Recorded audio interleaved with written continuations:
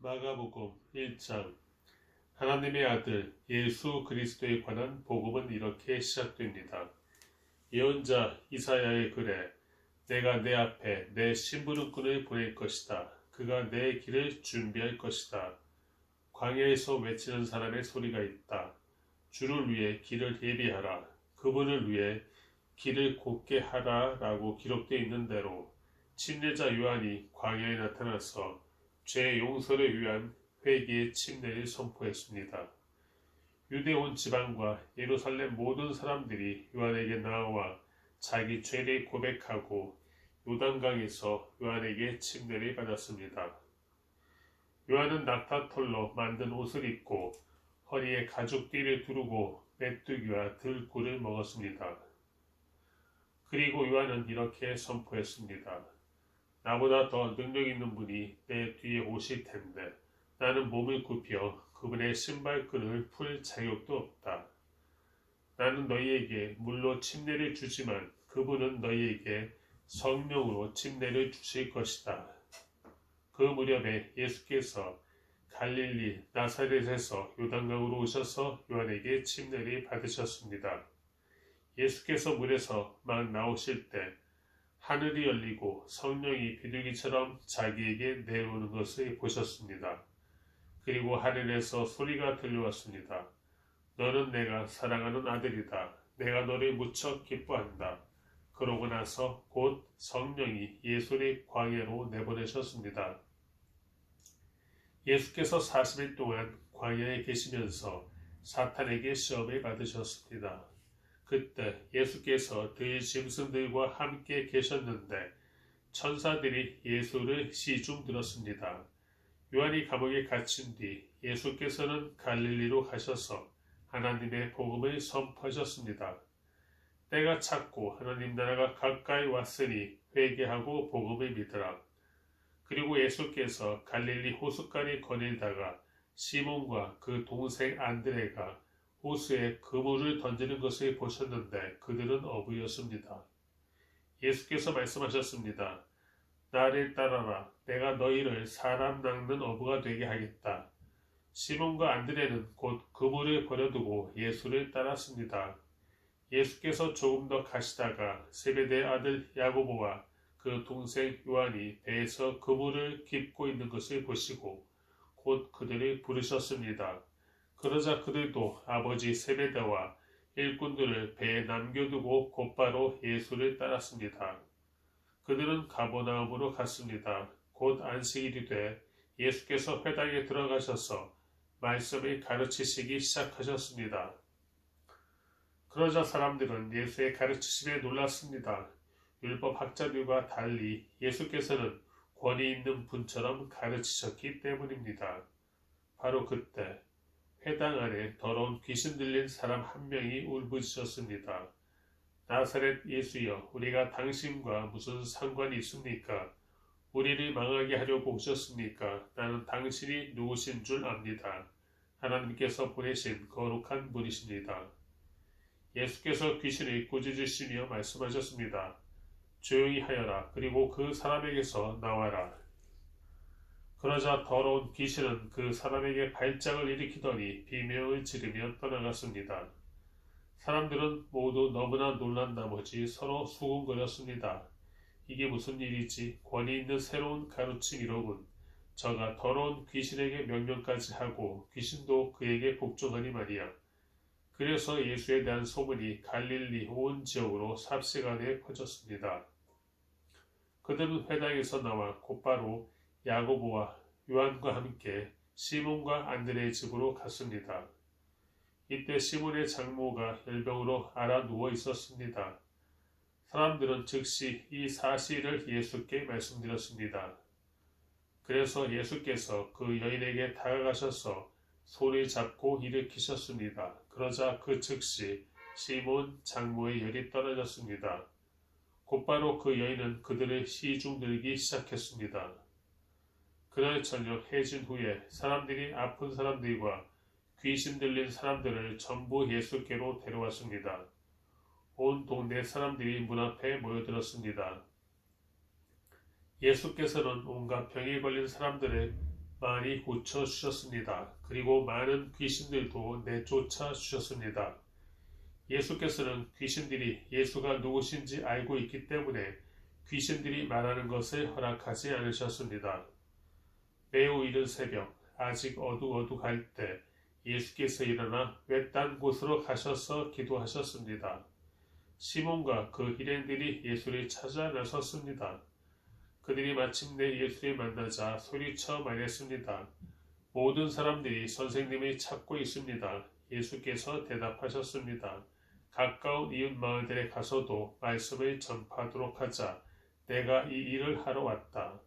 그리하여 예수께서는 갈릴리에 두루 다니시며 여러 회당에서 가르치시고 귀신들을 쫓아내셨습니다. 어떤 나병 환자가 예수께 다가와 무릎을 꿇고 애원했습니다. 선생님께서 원하시기만 하면 저를 깨끗하게 해 주실 수 있습니다. 예수께서 불쌍히 여기시고 손을 내밀어 그를 만지시며 말씀하셨습니다. 내가 원한다. 자, 깨끗이 나아라. 그러자 나병이 순식간에 사라지고 그가 깨끗이 나았습니다. 예수께서는 곧바로 그를 보내시며 단단히 당부하셨습니다. 이 일에 대해 아무에게도 아무 말도 하지 마라. 다만 제사장에게 가서 내 몸을 보이고 내가 깨끗이 나은 것에 대해 모세가 명령한 대로 예물을 드려 사람들에게 증거를 삼아라. 그러나 그 사람은 나가서 이 일을 마구 널리 퍼뜨렸습니다. 그 결과 예수께서는 더 이상 드러나게 마을 안으로 들어가지 못하고 마을 밖 외딴 곳에 머물러 계셨습니다. 그래도 사람들은 여전히 사방에서 예수께로 모여들었습니다. 2장. 며칠 후 예수께서 가버나움으로 다시 들어가시자 예수께서 집에 계신다는 소문이 퍼졌습니다. 그러자 얼마나 많은 사람들이 모여들었던지 집 안은 물론 문 밖까지도 발 디딜 틈이 없었습니다. 예수께서는 그들에게 말씀을 전하셨습니다. 그때 4사람이 한 중풍 환자를 예수께 데리고 왔습니다. 그러나 사람들이 너무 많아 예수께 가까이 갈 수가 없었습니다. 그래서 그들은 예수께서 계신 곳 바로 위에 지붕을 뚫어 구멍을 내고 중풍 환자를 자리에 눕힌 채 달아내렸습니다. 예수께서는 그들의 믿음을 보시고 중풍 환자에게 말씀하셨습니다. 얘야, 내 죄가 용서받았다. 거기 앉아있던 율법학자들은 속으로 생각했습니다. 저 사람이 어떻게 저런 말을 할 수 있단 말인가? 하나님을 모독하고 있구나. 하나님 한 분 말고 누가 죄를 용서할 수 있단 말인가? 예수께서는 이들이 속으로 이렇게 생각하는 것을 마음으로 곧 알아채시고 율법학자들에게 말씀하셨습니다. 왜 그런 생각을 하느냐? 중풍 환자에게 내 죄가 용서받았다 하는 말과 일어나 자리를 들고 걸어가거라 하는 말 중 어느 말이 더 쉽겠느냐? 그러나 인자가 땅에서 죄를 용서하는 권세가 있는 것을 너희에게 알려주겠다. 그리고 예수께서 중풍 환자에게 말씀하셨습니다. 내가 네게 말한다. 일어나 내 자리를 들고 집으로 가거라. 그러자 중풍 환자는 모든 사람들이 보는 앞에서 벌떡 일어나 자리를 들고 밖으로 나갔습니다. 사람들은 모두 크게 놀라 하나님께 영광을 돌리며 이런 일은 난생 처음 본다 라고 말했습니다. 예수께서는 다시 호숫가로 나가셨습니다. 많은 사람들이 나오자 예수께서 가르치기 시작하셨습니다. 그러고 나서 예수께서는 지나가시다가 세관에 앉아있는 알페오의 아들 레위를 만나셨습니다. 나를 따라오너라. 예수께서 레위에게 말씀하시자 레위는 일어나 예수를 따랐습니다. 예수께서 레위의 집에서 식사를 하시는데 많은 세리와 죄인들이 예수와 그분의 제자들과 함께 음식을 먹고 있었습니다. 이런 사람들이 예수를 많이 따랐기 때문입니다. 바리새파 사람인 율법학자들은 예수께서 죄인들과 세리들과 함께 먹는 것을 보고 예수의 제자들에게 물었습니다. 어째서 너희 선생님은 세리들과 죄인들과 함께 어울려 먹느냐? 예수께서 이 말을 들으시고 그들에게 말씀하셨습니다. 건강한 사람에게는 의사가 필요하지 않으나 병든 사람에게는 의사가 필요하다. 나는 의인을 부르러 온 것이 아니라 죄인을 부르러 왔다.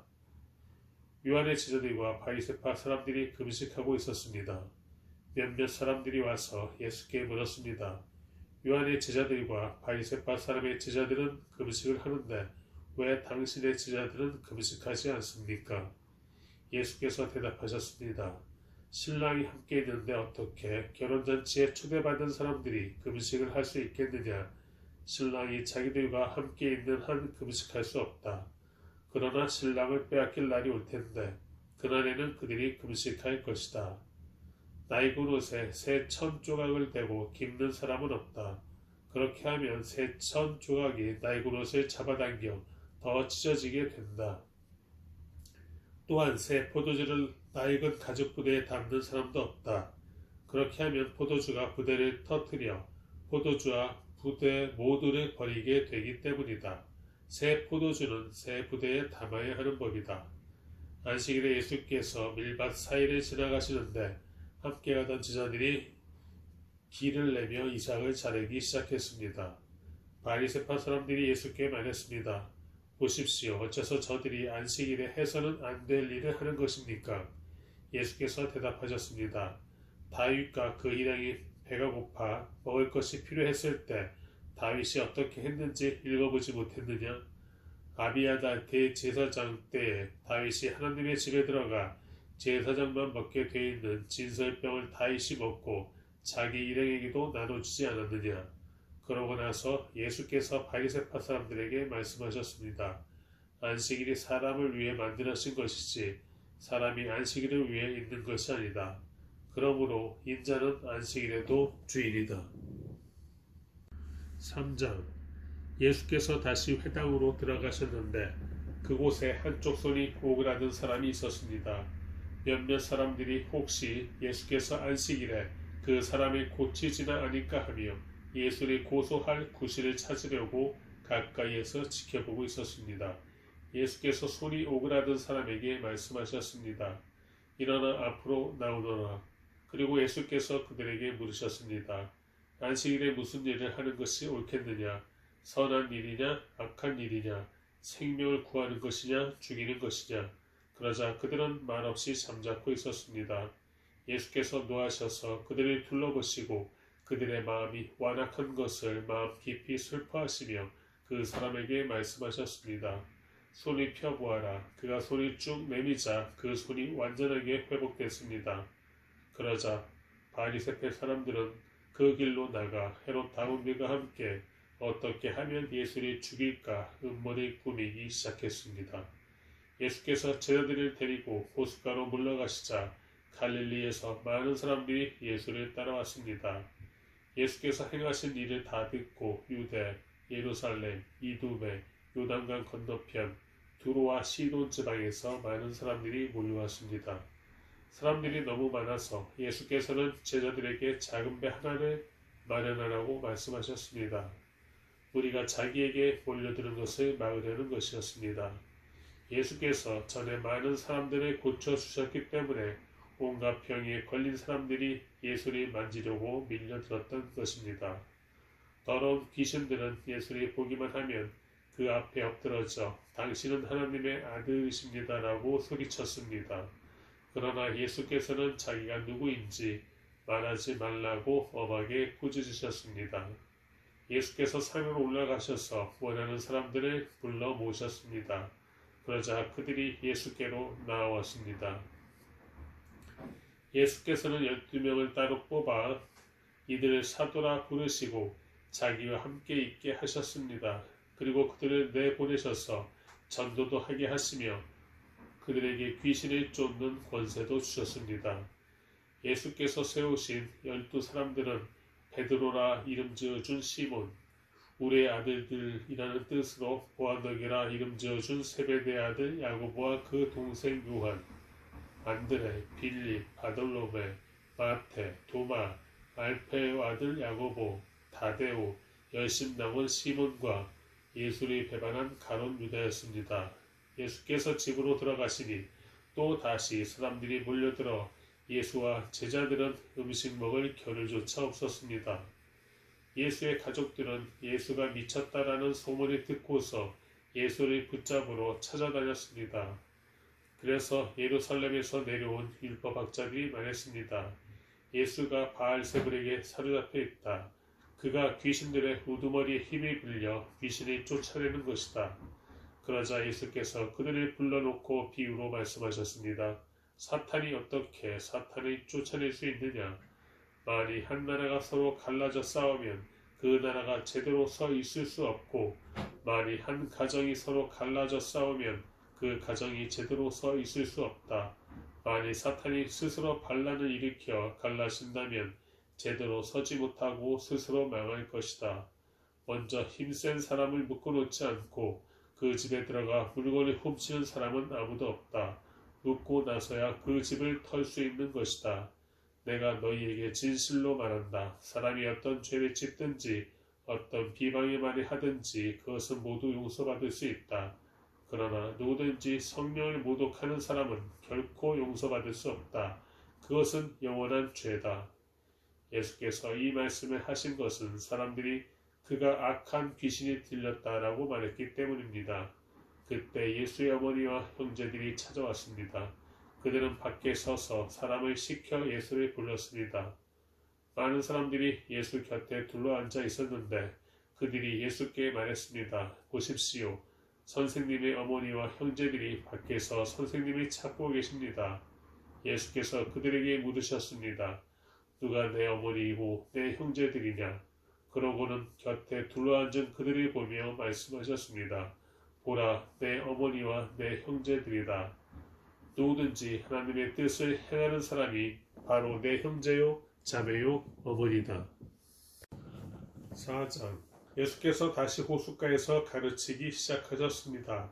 수많은 사람이 예수 주위에 모여들었기 때문에 예수께서는 호수에 배를 띄우고 배에 올라앉으셨습니다. 사람들은 모두 호숫가를 따라 앉아 있었습니다. 예수께서 비유를 들어 그들에게 여러 가지를 가르치셨습니다. 그러면서 이렇게 말씀하셨습니다. 잘 들으라. 어떤 농부가 씨를 뿌리러 나갔다. 그가 씨를 뿌리고 있는데 어떤 씨는 길가에 떨어져 새들이 와서 모두 쪼아먹었다. 어떤 씨는 흙이 많지 않은 돌밭에 떨어졌는데 흙이 얕아 싹이 금방 돋았지만 해가 뜨자 그 싹은 말랐고 뿌리가 없어서 시들어버렸다. 다른 씨는 가시덤불 속에 떨어졌는데 가시덤불이 무성해져 그 기운을 막는 바람에 제대로 열매를 맺지 못했다. 또 다른 씨는 좋은 땅에 떨어져 싹이 나고 잘 자라서 30배, 60배, 100배의 열매들을 맺었다. 그리고 예수께서 말씀하셨습니다. 들을 귀 있는 사람은 들으라. 예수께서 혼자 계실 때 12 제자들과 그 곁에 있던 사람들이 그 비유가 무슨 뜻인지 물었습니다. 예수께서 대답하셨습니다. 너희에게는 하나님 나라의 비밀을 아는 것이 허락됐으나 다른 사람들에게는 모든 것을 비유로 말한다. 이것은 그들이 보기는 보아도 알지 못하고 듣기는 들어도 깨닫지 못하게 해 그들이 돌아와서 용서를 받지 못하게 하시려는 것이다. 그리고 예수께서 그들에게 말씀하셨습니다. 이 비유를 알아듣지 못하겠느냐? 그렇다면 다른 비유는 어떻게 알아듣겠느냐? 씨를 뿌리는 농부는 말씀을 뿌리는 사람이다. 말씀이 길가에 뿌려졌다는 것은 이런 사람을 두고 하는 말이다. 그들은 말씀을 듣기는 하지만 곧 사탄이 와서 그들 안에 뿌려진 말씀을 가로채간다. 이와 마찬가지로 말씀이 돌밭에 떨어졌다는 것은 이런 사람을 두고 하는 말이다. 그들은 말씀을 듣고 기뻐하며 즉시 받아들이지만 뿌리가 없어서 오래가지 못하고 그 말씀 때문에 고난이나 핍박이 오면 곧 넘어진다. 또 다른 사람들은 말씀이 가시밭에 떨어진 것과 같아서 그들은 말씀을 듣기는 하지만 이 세상의 걱정, 돈의 유혹, 그 밖에 다른 많은 욕심이 들어와 말씀의 기운을 막고 열매를 맺지 못하게 한다. 그러나 말씀이 좋은 땅에 떨어진 것과 같은 사람들은 말씀을 듣고 받아들여 30배, 60배, 100배의 열매를 맺는다. 예수께서 그들에게 말씀하셨습니다. 사람이 등불을 가져와 그릇 아래 두거나 침대 밑에 숨겨놓겠느냐? 등잔대 위에 놓지 않겠느냐? 무엇이든 숨겨진 것은 드러나고 무엇이든 감추어진 것은 나타나기 마련이다. 들을 귀 있는 사람은 들으라. 또 예수께서 그들에게 말씀하셨습니다. 너희는 듣는 말을 새겨 들으라. 너희가 헤아려 주는 만큼 너희가 헤아림을 받을 것이요 또 덤으로 더 헤아려 받을 것이다. 누구든지 가진 사람은 더 받을 것이요 가지지 못한 사람은 그 있는 것마저도 빼앗길 것이다. 예수께서 또 말씀하셨습니다. 하나님 나라는 이런 모습이다. 어떤 사람이 땅에 씨를 뿌리면 씨는 그 사람이 자고 있든 깨어 있든 밤낮 없이 싹이 트고 자라난다. 그러나 그는 씨가 어떻게 해서 그렇게 되는지 알지 못한다. 땅이 스스로 곡식을 길러내는 것이다. 처음에는 줄기가 자라고 다음에는 이삭이 패고 그 다음에는 이삭의 알곡이 맺힌다. 그리고 곡식이 익는 대로 곧 농부가 낫을 댄다. 이제 추수할 때가 됐기 때문이다. 예수께서 또 말씀하셨습니다. 하나님 나라를 무엇에 비교할 수 있을까? 어떤 비유로 설명할 수 있을까? 하나님 나라는 한 알의 겨자씨와 같다. 그 씨는 땅에 심는 것 가운데 제일 작은 씨지만 일단 심어놓으면 자라나 어떤 식물보다 더 큰 가지들이 뻗어 그 그늘에 공중의 새들이 깃들 수 있게 된다. 예수께서는 제자들과 그 곁에 있던 사람들이 잘 알아들을 수 있게 여러 가지 비유로 그들에게 말씀을 전하셨습니다. 예수께서는 비유가 아니면 말씀하지 않으셨으나 제자들에게는 따로 모든 것을 일일이 설명해 주셨습니다. 그날 저녁이 되자 예수께서는 제자들에게 말씀하셨습니다. 호수 저편으로 건너가자. 제자들은 사람들을 뒤로하고 예수를 배 안에 계신 그대로 모시고 갔습니다. 그러자 다른 배들도 함께 따라갔습니다. 그때 매우 강한 바람이 불어와 파도가 배 안으로 들이쳐 배가 물에 잠기기 직전이었습니다. 예수께서는 배 뒷부분에서 배기를 메고 주무시고 계셨습니다. 제자들이 예수를 깨우며 말했습니다. 선생님, 저희가 빠져 죽게 됐는데 모른 척 하십니까? 예수께서 일어나셔서 바람을 꾸짖으시고 파도에게 명령하셨습니다. 고요하라, 잠잠하라. 그러자 바람이 멈추고 호수가 잔잔해졌습니다. 예수께서 제자들에게 말씀하셨습니다. 왜 그렇게 무서워하느냐? 아직도 믿음이 없느냐? 제자들은 크게 두려워하면서 서로 수군거렸습니다. 도대체 이분이 누구시기에 바람과 파도까지도 복종하는가? 5장 예수와 제자들은 호수 건너편 거라사 지방으로 갔습니다. 예수께서 배에서 내리시자 더러운 귀신 들린 사람이 무덤 사이에서 나와 예수와 마주치게 됐습니다. 그 사람은 무덤 사이에서 살았는데 아무도 그를 잡아낼 사람이 없었습니다. 쇠사슬도 소용없었습니다.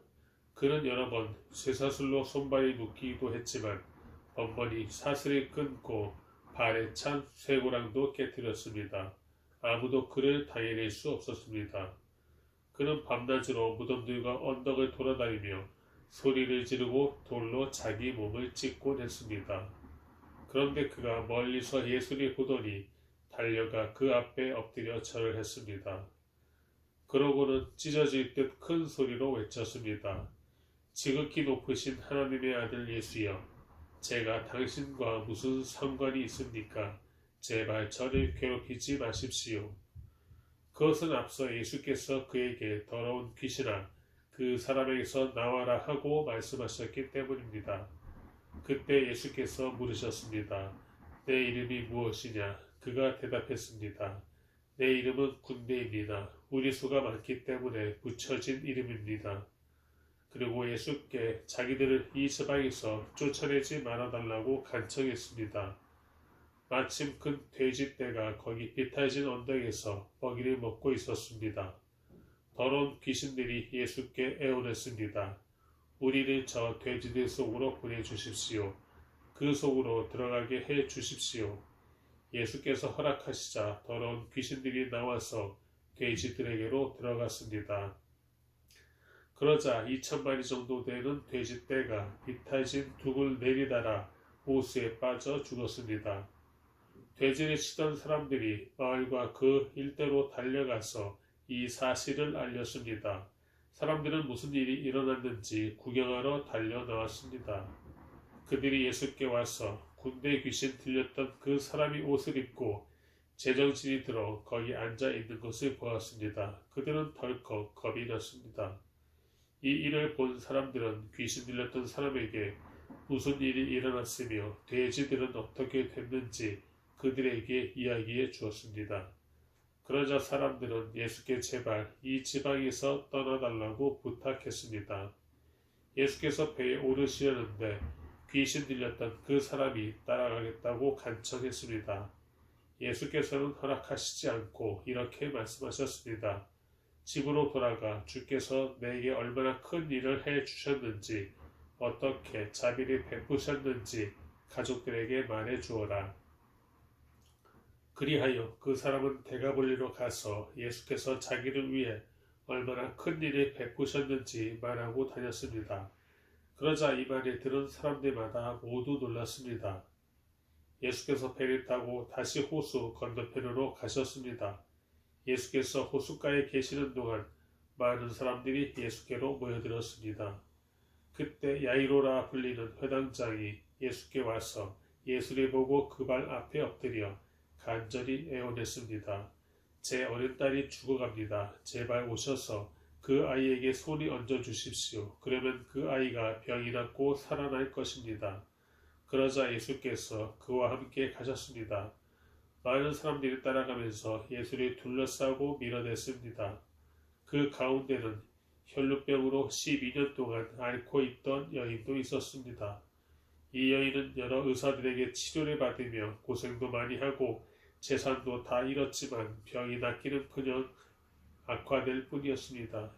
그러던 중 예수의 소문을 듣고 뒤에서 무리들 틈에 끼어들어와서 예수의 옷자락에 손을 댔습니다. 예수의 옷자락만 닿아도 내 병이 나을 것이다 라고 생각한 것입니다. 그러자 곧 출혈의 근원이 마르면서 이 여인은 자신의 병이 나은 것을 몸으로 느낄 수 있었습니다.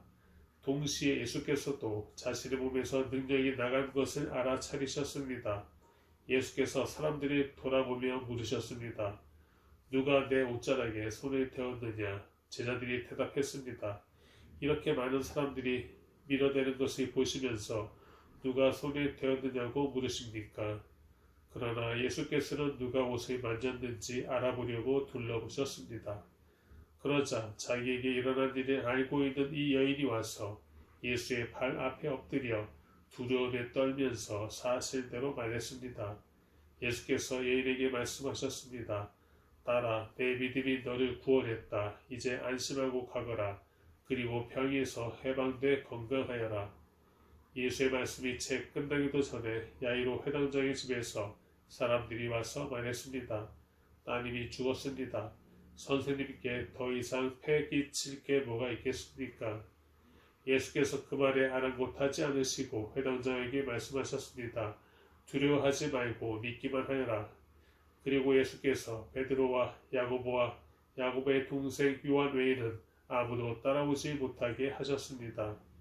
회당장의 집에 이르자 예수께서 많은 사람들이 울며 통곡하며 소란스러운 것을 보시고는 집 안으로 들어가 그들에게 말씀하셨습니다. 어째서 소란하며 울고 있느냐? 아이는 죽은 것이 아니라 그냥 자고 있는 것이다. 그러자 사람들이 예수를 비웃었습니다. 예수께서 사람들을 모두 밖으로 내보내시며 아이의 부모와 함께 있는 제자들만 데리고 아이가 있는 방으로 들어가셨습니다. 예수께서 그 아이의 손을 잡고는 아이에게 달리라굼 하고 말씀하셨습니다. 이 말은 소녀야 내가 내게 말한다. 일어나거라 하는 뜻입니다.